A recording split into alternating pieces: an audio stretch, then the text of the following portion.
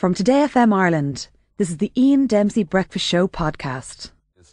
John McGuire's here with the latest in movies and post-Oscars. What did you think of the Oscars this year? I thought the Oscars were great this year. I was delighted to see. Do you want to be on that microphone? No, I don't mind. Yeah, you're good on that microphone. The only thing I felt bad for was Mickey Rourke, Ian. I felt bad for Mickey Rourke because the chances are he won't get another day like that again. Yeah, I think he was okay about it though himself, wasn't he? Well, nice attitude. Exactly, a good attitude. You know, so I suppose it's all gravy, as they say, for Mickey Rourke, but I would like to have seen him pick up the Oscar because Sean Penn can win it any year he chooses, you know.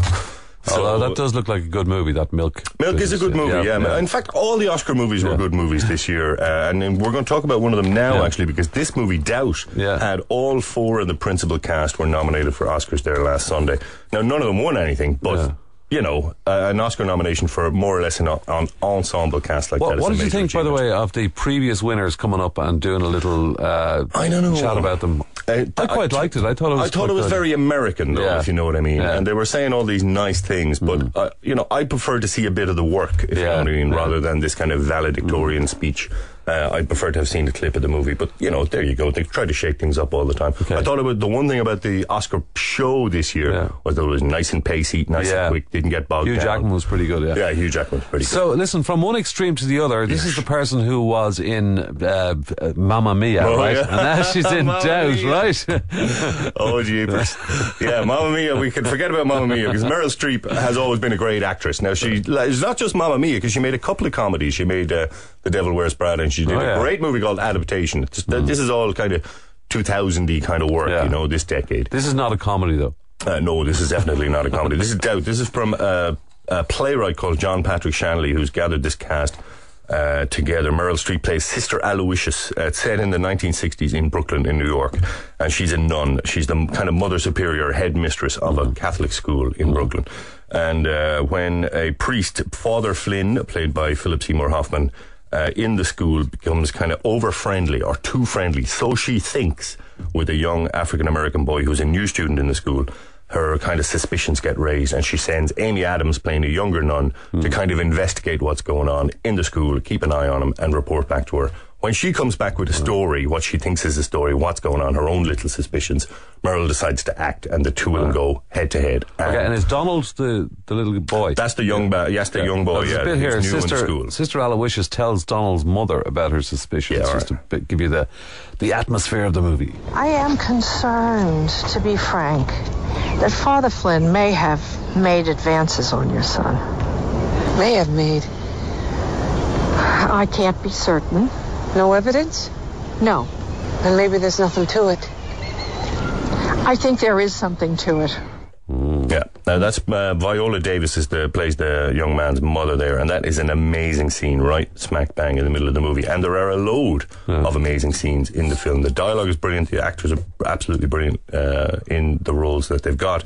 But the film doesn't really come together, because I think Shanley is the playwright, and he's written and directed the movie himself. And he's not a filmmaker, and that's fairly obvious, I think, right from the start. And there's a huge difference in the disciplines between writing a play, a successful play, a Broadway play, and making a movie. So he kind of overdoes it a little bit. And the camera moves too often. There's too many kind of weird symbols. There's a lot of wind and lightning and all that kind of stuff. But that doesn't take away from the performances or the dialogue or these big scenes. The film has these big scenes right smack in the middle. There's a great one between Streep and Hoffman that's just remarkable. So I don't know. It's a weird little movie that kind of falls between two stools, and I came out, you know, more positive than negative on it. I'd say there'll be a big interest in it, because I mean, I'd say a lot of people want to get their heads around it as well. It is dark, it is tricky, but it's also that the film doesn't pretend to offer you any kind of explanations. Like the title suggests, nobody's sure about anything. The movie is called Doubt, so nobody knows what's going on. And it kind of leaves it open-ended for you there, and there's a kind of a philosophical question at the heart of it. But very good, great cast, and by all accounts, great movie. The other one is 5 Minutes of Heaven. 5 Minutes of Heaven, yeah. Is this 5 minutes long, or is it longer? If all movies are 5 minutes long, Ian, that'd be great. Yeah, I'll tell you that for nothing. But anyway, it's not. This is a film set in Northern Ireland, in contemporary Northern Ireland. There's another fine cast in it. It's directed by a guy called Oliver Hirschspiel, who's a German director who made The Downfall with Bruno Ganz there a couple of years ago, which is a remarkable film.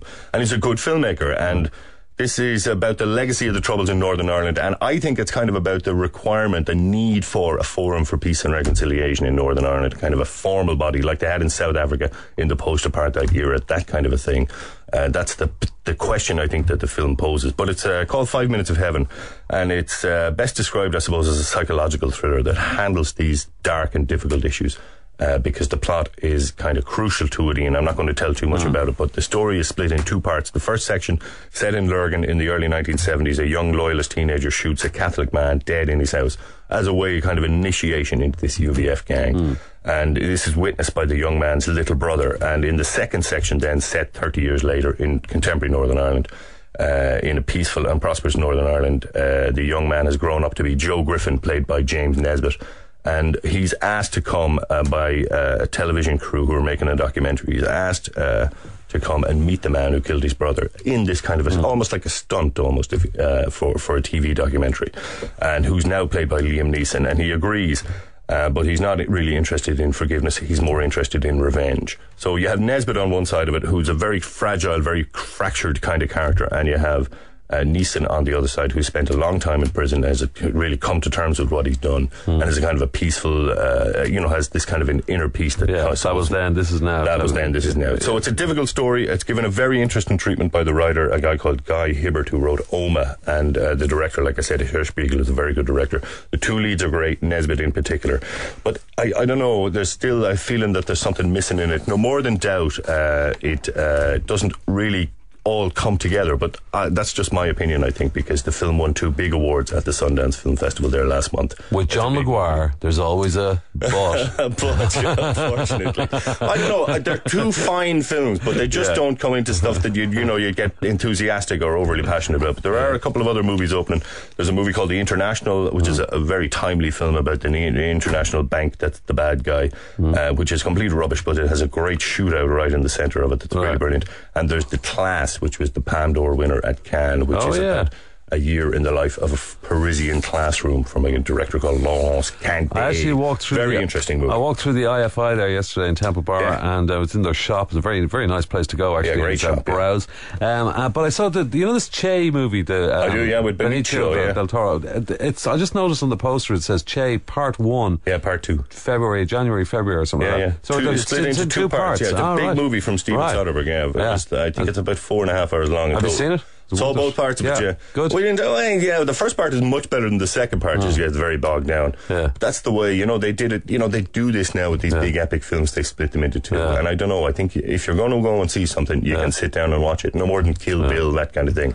All right, John, we don't have time for Beat the Critic this week. Unfortunately, sorry about that. From Today FM Ireland, this is the Ian Dempsey Breakfast Show podcast.